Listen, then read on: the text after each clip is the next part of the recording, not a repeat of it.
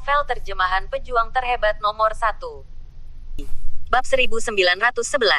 Pada saat itu, dia bisa mulai menyempurnakan Wang Lingdan. Mengangkat kutukan adalah hal terpenting baginya sekarang. Tanpa membantu Selena mengangkat kutukan selama sehari, dia tidak bisa bersantai di dalam hatinya. Benda ini seperti batu besar yang membebani hatinya, membuatnya terengah-engah.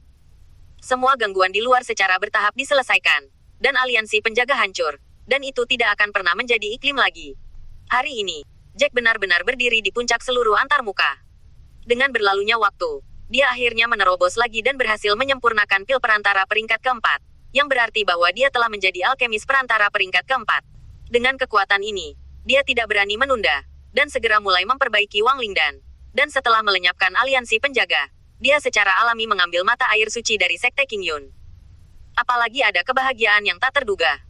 Setelah aliansi wali dibubarkan, para murid dari Sekte Sembilan Surga pergi ke penduduk aliansi wali, melakukan pencarian karpet, dan mengambil kembali semua hal baik yang bisa mereka dapatkan. Di antara mereka adalah harta yang disebut Batang Roh Guyuan. Batang Roh Guyuan ini tidak memiliki banyak efek pada basis kultivasi, tetapi melepaskan kendali atas perbaikan tubuh dan memiliki efek menghilangkan akar. Dengan Batang Roh Guyuan di tangan, Fernando dapat diselamatkan. Tetapi jika dia ingin menyelamatkan Fernando, dia masih perlu memperbaiki pil untuk pil yang mengembalikan jiwa. Tetapi dengan kemampuannya saat ini, dia tidak perlu memperbaikinya. Pil yang mengembalikan jiwa. Berapa banyak usaha yang terbuang. Setelah 5 hari lagi, tidak hanya pemurnian pil yang mengembalikan jiwa selesai, tetapi juga pil Wang Ling berhasil disempurnakan dan dirilis oleh Jack. Setelah semuanya siap, dia tidak menunda banyak, dan segera mulai mengangkat kutukan pada Selena. Selain itu, orang-orang membawa Batang Roh Guyuan dan pil pemulihan jiwa untuk kembali ke keluarga White untuk menyelamatkan Fernando. Setelah dia melakukan semua ini, dia membawa keluarganya kembali ke Tanah Suci. Tujuan kembali ke Tanah Suci kali ini adalah gerbang surga yang selalu ingin dia masuki. Tianmen ini adalah legenda di Tanah Suci. Menurut legenda, ada gerbang cahaya, tetapi tidak ada yang tahu kemana arahnya. Hal ini sangat misterius. Namun, justru karena Tianmen ini tidak tahu kemana arahnya, jadi tidak ada yang berani masuk ke sini. Tetapi untuk Tianmen, hati Jack penuh dengan harapan. Dia percaya bahwa karena teknik kultivasinya memiliki basis kultivasi memasuki alam suci, dia juga memiliki basis kultivasi dari alam yang lebih, maka dia dapat melewati Tianmen ini. Adalah untuk dapat menemukan tempat yang lebih cocok untuk kultivasi. Sekarang dia memiliki kekuatan yang cukup. Dia secara alami ingin melihat apa yang ada di dalam Tianmen. Namun, sebelum membuka Tianmen, dia masih ingin menstabilkan kultivasinya. Akan lebih baik untuk menerobos ke Tanah Suci, dan membuka Tianmen hanya setelah dia cukup percaya diri. Untuk ini, Jack bersiap selama 3 bulan. Setelah 3 bulan, Jack berhasil menerobos dan menjadi orang terkuat di alam suci, dan menjadi orang terkuat yang benar-benar unik di dunia. Dengan basis kultivasi sebagai kartu asnya, Jack juga memiliki kepercayaan diri yang cukup untuk pergi ke Tianmen. Awalnya, Selena dan yang lainnya ingin mengikuti Jack ke Tianmen, tetapi Jack takut Tianmen tidak akan simen yang dia bayangkan. Bukankah itu akan menjadi domba ke sarang harimau jika dia membawa keluarganya bersamanya? Berdiri di bawah gerbang surga, Jack hanya merasakan aura yang luas dan misterius datang ke wajahnya. Bab 1912. Untuk memasuki gerbang surga, Jack telah membuat persiapan yang cukup. Tingkat kultivasi memasuki alam suci sudah cukup untuk memungkinkan dia melindungi dirinya sendiri jika terjadi perubahan. Setelah berdiri di depan gerbang surga selama 2 jam, Jack melangkah keluar. Masuk ke Tianmen. Saat dia melangkah ke Tianmen, dia hanya merasa bahwa ruang di sekitarnya terdistorsi, dan pemandangan di sekitarnya juga berubah secara drastis. Setelah dia melihatnya dengan seksama, bahkan setelah mengalami begitu banyak Jack, dia terkejut. Ternyata di dalam Tianmen, ada dunia lain. Itu adalah tempat seperti benua yang ditinggalkan. Menatap bintang-bintang yang padat, tanah tandus mengungkapkan aura kuno dan luas. Tidak ada rumput di tanah, dan itu penuh dengan pecahan beberapa senjata. Jika diperhatikan lebih dekat, dia bahkan dapat melihat darah kering di senjata, seolah-olah dunia telah mengalami perang besar. Selain itu, sepertinya tidak ada yang menginjakkan kaki selama puluhan ribu tahun. Tepat di depan Jack, ada sesuatu yang memancarkan cahaya putih terang, tetapi Jack tidak bisa melihatnya dengan jelas untuk pertama kalinya. Jack menarik napas dalam-dalam dan melangkah maju, dan berjalan keluar menuju benda yang memancarkan cahaya putih. Semakin dia berjalan ke depan, semakin dia merasa bahwa dunia ini terlalu aneh. Aura di sini berbeda dari dunia luar. Meskipun aura antar muka Huaxia tipis, itu tidak kejam, dan aura dunia ini membawa rasa kekerasan yang tidak terkendali. Menghirup energi spiritual ini ke dalam tubuh, jika tidak dimurnikan, bahkan dapat merusak meridian. Jack bergumam pada dirinya sendiri, dunia macam apa ini? Mengapa energi spiritual begitu kejam? Apa yang terjadi di dunia ini? Mengapa ada begitu banyak senjata yang hancur? Dengan penuh keraguan, Jack mendekati benda yang memancarkan cahaya putih terang selangkah demi selangkah. Ketika dia berdiri di depan benda ini sepenuhnya, keheranan Jack tidak bisa lagi ditekan. Jack awalnya berpikir bahwa benda yang memancarkan cahaya putih terang ini seharusnya menjadi harta karun, atau tiang besar, tetapi setelah berdiri di depannya, dia tahu bahwa dia salah. Ini ternyata adalah kapal roh yang panjangnya lebih dari 10 kaki. Kapal roh ini megah, dengan banyak kutukan rune terukir yang memancarkan cahaya bersinar, dan semakin dekat dia, semakin dia bisa merasakan kapal roh. Dengan aura yang kuat, dia tidak tahu siapa yang meninggalkan kapal roh ini di dunia yang mengamuk ini. Jack menutup matanya dan menggunakan pengetahuan spiritualnya untuk menyelidiki seluruh kapal roh. Kapal roh ini kosong, dan tidak ada yang lain selain kristal yang juga memancarkan cahaya redup. Ini seharusnya barang tanpa pemilik, atau setelah kapal roh ini memiliki tuan, tetapi pemiliknya telah meninggal, dan kapal roh sekali lagi menjadi barang tanpa pemilik. Setelah memastikan beberapa kali bahwa kapal roh tidak memiliki jebakan, Jack berani masuk. Tepat setelah memasuki kapal roh, dia bisa merasakan aura yang cukup meresap ke sekelilingnya. Aura di dalam sangat berbeda dengan aura di luar. Aura di luar dipenuhi dengan rasa tirani, sedangkan aura di dalam kapal roh relatif lembut dan murni. Dengan pikiran ingin tahu, Jack memasuki pilot utama kapal roh. Setelah dia masuk, dia tidak bisa menahannya. Ini jelas bukan sesuatu yang bisa dimiliki antarmuka Huaxia. Karena seluruh kapal roh diukir dengan tanda kutukan yang rumit, dia juga dapat merasakan fitur luar biasa dari kapal roh ini. Dan orang-orang yang dapat membuat kapal roh ini memiliki kultivasi yang benar-benar mendalam. Bagaimanapun, itu tidak bisa dibandingkan dengan Jack hari ini. Tidak peduli itu di dalam atau di luar, semua jenis rune misterius menari dengan gembira di kapal roh ini. Jack melihatnya dengan seksama, dan hanya merasakan sakit kepala. Dia tidak bisa mengerti sama sekali. Meskipun dia tidak mengerti seni alat pemurnian, dia seharusnya bisa memahami beberapa dengan pengetahuan dan kultivasinya saat ini. Bab 1913. Tapi dia mempelajari kapal roh untuk waktu yang lama, dan dia tidak melihat petunjuk sama sekali, yang cukup untuk membuktikan kekuatan kapal roh ini. Setelah berjalan-jalan, dia akhirnya datang ke tempat di mana dia baru saja menemukan kristal segi 6.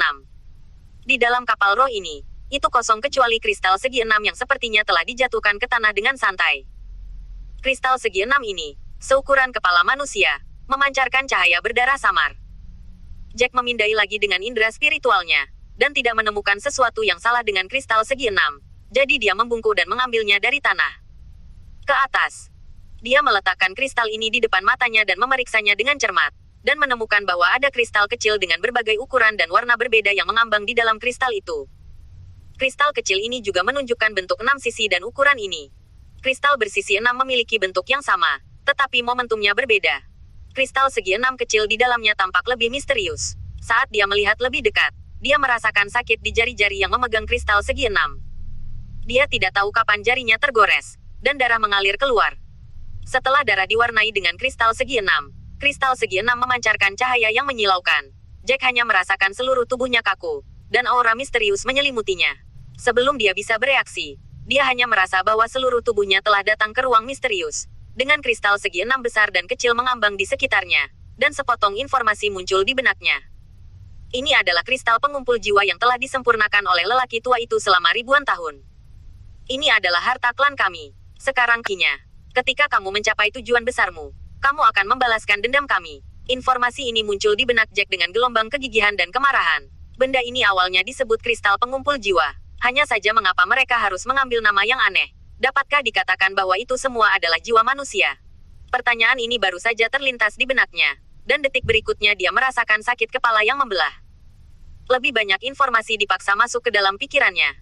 Setelah dia selesai membacanya, dia tahu apa yang ada di tangannya. Itu juga menjelaskan kepadanya banyak misteri yang belum terpecahkan sebelumnya. Ternyata nama kapal roh ini adalah kapal roh Mustard. Itu dibuat oleh patriark klan Sengsu dan merupakan harta karun klan Sengsu. Klan Sengsu bukanlah ras antarmuka Huaxia, tetapi ras terkuat di dunia dengan tingkat yang lebih tinggi. Menurut kesimpulan dari patriark Sengsu, antarmuka Huaxia milik antarmuka tingkat kelima, dan antarmuka tempat klan Sengsu tinggal adalah antarmuka tingkat pertama. Antarmuka terkuat di seluruh dunia bela diri. Antarmuka tempat klan Sengsu tinggal disebut alam Sengsu, sebuah dunia yang dinamai berdasarkan ras, yang menunjukkan betapa kuatnya klan Sengsu pada awalnya. Tapi meski begitu, masih ada pemusnahan. Apa yang membuat Jack terdiam adalah bahwa meskipun kata-kata itu membuatnya kuat, dia harus membantu klan Sengsu kembali ke ranah Sengsu. Tetapi dia tidak memberitahu Jack, siapa itu musuh klan Sengsu. Hanya saja ketika Jack mendapatkan kekuatan yang cukup, dia akan mengetahuinya secara alami, yang membuat Jack terdiam. Karena dia membenci kebencian yang begitu dalam, dia harus merencanakan lebih awal. Jack bukanlah tipe orang yang tidak membantu setelah mendapatkan keuntungan dari orang lain. Karena benda ini adalah harta karun berkualitas tinggi, dia secara alami malu dan pasti akan membantu klan Sengsu. Tetapi pesan yang ditinggalkan oleh patriark klan Sengsu, dia menolak untuk secara langsung memberitahu siapa musuhnya, yang benar-benar membuatnya sedikit terdiam. Namun, kebisuan kembali ke kebisuan. Keuntungannya adalah dia punya banyak harta. Patriark Sengsu memberitahu Jack bahwa tidak hanya kapal roh mustard yang dapat diberikan kepada Jack, tetapi juga kristal pengumpul jiwa dapat diberikan kepada Jack. Kristal pengumpul jiwa ini sebenarnya 100 kali lebih kuat dari kapal roh mustard, karena kristal pengumpul jiwa memang isinya semua fragmen jiwa seperti yang Jack duga sebelumnya. Bab 1914.